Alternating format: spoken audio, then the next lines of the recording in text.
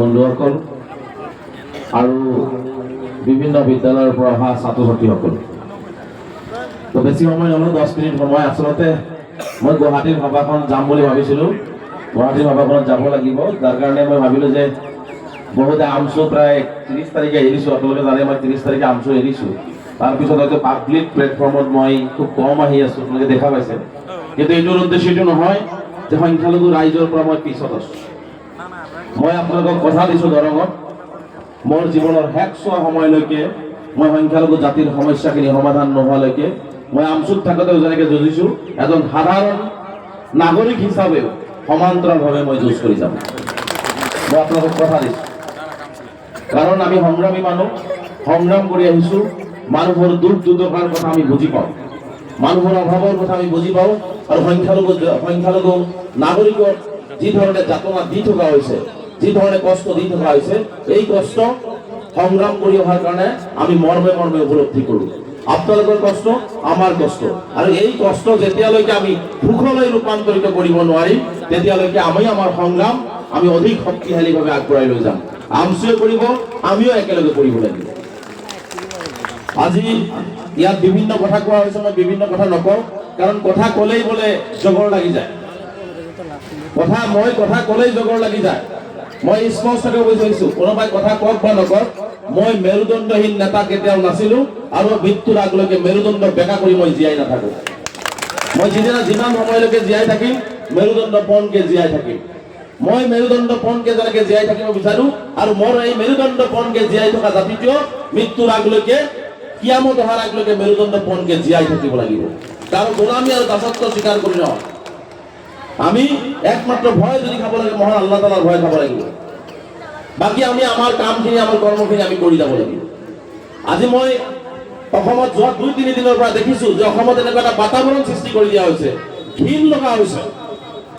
অসমৰ মুখ্যমন্ত্ৰীক আৰু কি ক'ম, ঘিণ লগা এটা পৰিৱেশ সৃষ্টি কৰিছে। অসমৰ মুখ্যমন্ত্ৰীৰ মানসিক যি ভাৰসাম্য, সেয়া স্থিৰ অৱস্থাত বৰ্তমান পজিশ্যনত নাই। মানুহ ক্ষমতাৰ কাৰণে এনেকুৱা বলিয়ান হ'ব নালাগে। ৰাজনীতি বহুতেই কৰে, ৰাজনীতি বহুতেই কৰি গৈছে, কিন্তু ভাৰতবৰ্ষৰ ইতিহাসত, অসমৰ ইতিহাসত এজন কেৱল মুখ্যমন্ত্ৰী হ'বৰ কাৰণে এনেকুৱা ধৰণৰ নিকৃষ্ট আৰু নিম্ন খাপৰ বক্তব্য, নিম্ন খাপৰ কথা কোৱা ব্যক্তি হয়তো ভাৰতবৰ্ষৰ ভিতৰত তেওঁই ওলাব, আৰু বিকল্প দ্বিতীয়জন নোলাব। যদি তেওঁৰ কথা কৈ মই এজন অসমীয়া যুৱক হিচাপে মই নিজে লজ্জাবোধ কৰোঁ যে মই কোনখন অসমৰ কোনজন মুখ্যমন্ত্ৰীৰ নেতৃত্বত আমি বসবাস কৰি আছোঁ। আমিতো তেনেকুৱা এটা অসম বিচৰা নাছিলোঁ। আমি তেনেকুৱা অসম বিচাৰোঁ নেকি য'ত হিন্দু মুছলমান হিংসা বিদ্বেষ ঘৃণা থাকিব? আমি বিচাৰোঁ এখন মানৱতাৰ অসম থাকক, মানুহৰ অসম থাকক, অসমীয়াৰ অসম থাকক, য'ত সকলো জাতি জনগোষ্ঠীৰ সমন্বয়, সমমৰ্যাদাৰ সমবিকাশেৰে জীয়াই থাকিব পাৰিব। তেনেকুৱা অসম বিচাৰোঁ। আৰু এইজন মুখ্যমন্ত্ৰী হিমন্ত বিশ্ব শৰ্মাই ভাবে যে এখন হিন্দু মুছলমানৰ অসম হওক, আৰু আমাৰ মাজত ভুল বুজাবুজি সৃষ্টি হওক, আৰু তেওঁ ৰাজপাট দখল কৰি, গাদী দখল কৰি তেওঁ মুখ্যমন্ত্ৰী হৈ থাকিব। মুখ্যমন্ত্ৰী ডাঙৰীয়া, এটা কথা মনত ৰাখিব, ৰাজনৈতিক ক্ষমতা আপোনাক চিৰস্থায়ীভাৱে ৰাইজে দিয়া নাই। আপুনি যি কৰ্মৰাজি কৰি গৈ আছে, ইয়াৰ উত্তৰ পৃথিৱীতো আপোনাক ৰাজনৈতিকভাৱে দিব, আৰু নেদেখাজনেও কিন্তু আপোনাৰ বিচাৰ কৰিব। এইটোৱেই স্পষ্ট। আৰু দুখ লাগে এইজন মুখ্যমন্ত্ৰী যোৱা 2-3 দিনৰ পৰা যি ধৰণে, তাৰ মানে তেওঁৰ আৰু কোনো কাম নাই, ডেভেলপমেণ্ট নাই, উন্নয়ন কৰিব নোৱাৰে, ৰাইজৰ প্ৰতিশ্ৰুতি দিয়া কাম কথাখিনি ক'ব নোৱাৰিব। 26ৰ নিৰ্বাচনত কি হ'ব ভয় খাইছে। দেশ বিশ তেওঁ আৰম্ভ কৰি দিছে মিয়া মিয়া মিয়া মিয়া। তাৰমানে ৰাতিপুৱা এটা টেবলেট খায় মিয়া, দুপৰীয়া এটা খায়, আৰু ৰাতি খায়। মানে সেই মিয়া টেবলেট নাখালে তেওঁৰ ৰাজনীতি নচলে। মই আমচুত থকাতে আজি কৈছোঁ, মুখ্যমন্ত্ৰী হিমন্ত বিশ্ব শৰ্মা ডাঙৰীয়া মিয়াৰ নাম নললে মুখ্যমন্ত্ৰীটো দূৰৰ কথা, বিধায়ক হ'ব নোৱাৰিব। চৰকাৰ গঠনটো দূৰৰ কথা, তেওঁ বিধায়ক হ'ব নোৱাৰিব। মিয়া হৈছে মিয়া, মুখ্যমন্ত্ৰী এতিয়া অক্সিজেন, আমি অক্সিজেন নলওঁ। যদি আমি মিয়া মানুহখিনিৰ নাম যদি নলয়, মুখ্যমন্ত্ৰী হাৰ্ট এটাক হৈ যাব, অক্সিজেন বন্ধ হৈ যাব। লাজ থাকিব লাগে এজন ৰাজ্যৰ প্ৰধান মুৰব্বী হৈ এই ধৰণৰ মানুহক তুচ্ছ তাচ্ছিল্য কৰাটো মানৱতাৰ পৰিপন্থী। কি ধৰণে কয়, এছাৰত মানুহৰ নাম মই কাটিব দিছোঁ। আপোনাৰ ক্ষমতা আছে, কাটিব দিছে, কাটক। আপোনাৰ পাৱাৰ আছে কাটক, কিন্তু যিসকলে কাটিব, আপুনি মুখ্যমন্ত্ৰী চিৰদিন নাথাকে, যিসকলে আমাৰ বৈধ ভাৰতীয় নাম কাটিব তেওঁলোকক আইনৰ কাঠ কৰা থিয় কৰাবলৈ বাধ্য কৰামেই, এইটো স্পষ্ট। আপুনি 4-5 বছৰ 10 বছৰ কিমান দিন লাগিব, কিন্তু যিসকলে অন্যায় কৰি ভাৰতীয় নাগৰিকৰ নামত কমপ্লেইন কৰিছে, সি বিয়ালয় হওক, সি জিলা আয়ুক্তই হওক, সি নিৰ্বাচনী বিষয় হওক, যিয়েই নহওক কিয়, তেওঁলোকক সতৰ্ক কৰি দিছো যে আপোনালোকে সাৱধান হৈ থাকক। মুখ্যমন্ত্ৰীৰ কথা উঠা বহা কৰি প্ৰকৃত ভাৰতীয় নাম যদি আচাৰৰ জৰিয়তে ভোটাৰ লিষ্টৰ পৰা কাটে, আমি আইনগতভাৱে আপোনালোকৰ লগত যুদ্ধ কৰিম, আইনগতভাৱে যুদ্ধ কৰিম, গণতান্ত্ৰিকভাৱে যুদ্ধ কৰিম।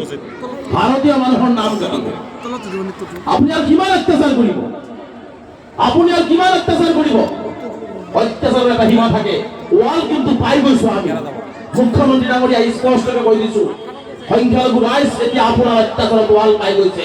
এতিয়া জীয়াই থাকিবলৈ গণতান্ত্ৰিকভাৱে আমি কিন্তু সন্মুখত আগবাঢ়ি গৈ গণতান্ত্ৰিক আন্দোলনৰ কাৰ্যসূচী গ্ৰহণ কৰিম, আৰু আপুনি কিন্তু সেই আন্দোলন ৰোধ কৰিব নোৱাৰিব। আৰু ইয়াৰ বাবে যি পৰিস্থিতি হয় তাৰ বাবে সম্পূৰ্ণ জগৰীয়া ডক্টৰ হিমন্ত বিশ্ব শৰ্মা ডাঙৰীয়া হ'ব লাগিব। আপোনালোকক মই বিনম্ৰতে আহ্বান জনাইছো, মানসিক ভাৰসাম্য সুস্থ থাকিলে মানুহ এনেকুৱা কথা ক'ব পাৰে নেকি যে ঠেলাৱালা ৰিক্সাৱালাৰ 4 টকা বিল হলে 3 টকা দিবা, 5 টকা বিল হলে 3 টকা দিবা। মই সমগ্ৰ অসমৰ ৰাইজক কৈছো, সমগ্ৰ সংখ্যালঘু ৰাইজক কৈছো, যি ঠেলাৱালাই নহওক কিয় জাতি ভেদ নাৰাখি 5 টকা বিল হলে 6 টকা আপোনালোকে দি থৈ আহিব। তেওঁ 4 টকা দিবলৈ কৈছিলো, আমি 6 টকা দিম, আমি 7 টকা দিম। এই সিদ্ধান্ত আমি গ্ৰহণ কৰিব লাগিব। তেওঁ ঘৃণা কৰিব, আমি মৰম কৰিম। তেওঁ হিন্দু মুছলমান কৰিব, আমি মানুহ কৰিম।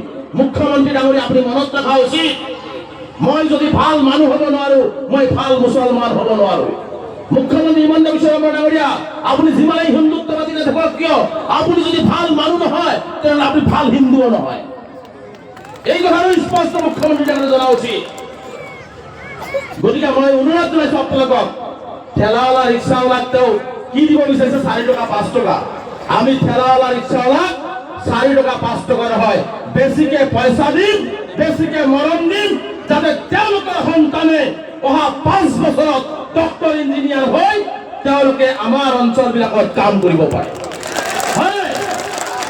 বাপেক ঠেলা চলাইছে, ৰিক্সা চলাইছে, ল'ৰাই যাতে ঠেলা আৰু ৰিক্সা চলাব নোৱাৰে তাৰ কাৰণে আমি প্ৰত্যেকেই পইচা বেছিকে দি সন্তানক মানুহ কৰিবৰ কাৰণে সেই ঠেলাৱালাজনক যাতে 5 বছৰ পিছত কয় ডক্টৰ অমুকৰ বাপেক আও, ইঞ্জিনিয়াৰ অমুকৰ বাপেক যাও, এই কথা যাতে কয় তাৰ কাৰণে আমি কি কৰিব লাগিব? আমি প্ৰত্যেকজন দুখীয়া দৰিদ্ৰ মানুহক কাম কৰি খোৱা মানুহক আমি তেওঁলোকক পইচা বেছিকে দিম।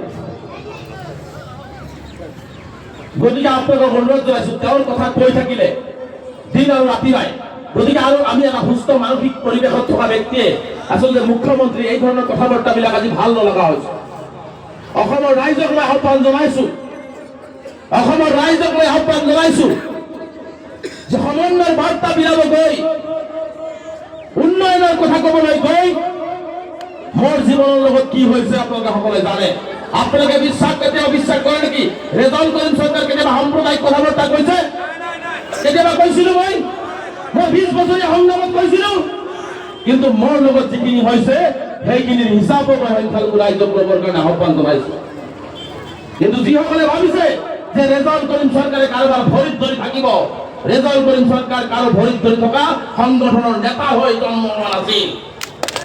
ৰেজাউল কৰিম যদি ভৰিত ধৰিব লাগে সংখ্যালঘু ৰাইজৰ ভৰিত ধৰিব, সংখ্যালঘু ৰাইজে জন্ম দিয়া আলোচনাৰ পৰা মই নেতৃত্ব দি আহিছো। গতিকে যি পৰিস্থিতিত মোৰ লগত যিখিনি কথা হ'ল আজি মই স্পষ্টকৈ দেখিলো, আজি ক'বই লাগিব এই কথাটো মই ৰাজহুৱাকে কৈ যাওঁ, অসমত মোৰ বিৰুদ্ধে এটা ভুৱা প্ৰচাৰ চলাই থকা হৈছে। মই কাৰো বিৰুদ্ধে নহয়, মই বিজেপি চৰকাৰৰ অন্যায় অত্যাচাৰ বন্ধ হ'ব লাগে, আমি গণতান্ত্ৰিকভাৱে সুস্থভাৱে সকলে সম অধিকাৰ লৈ জীয়াই থাকিব লাগে, আৰু হিমন্ত বিশ্ব শৰ্মাৰ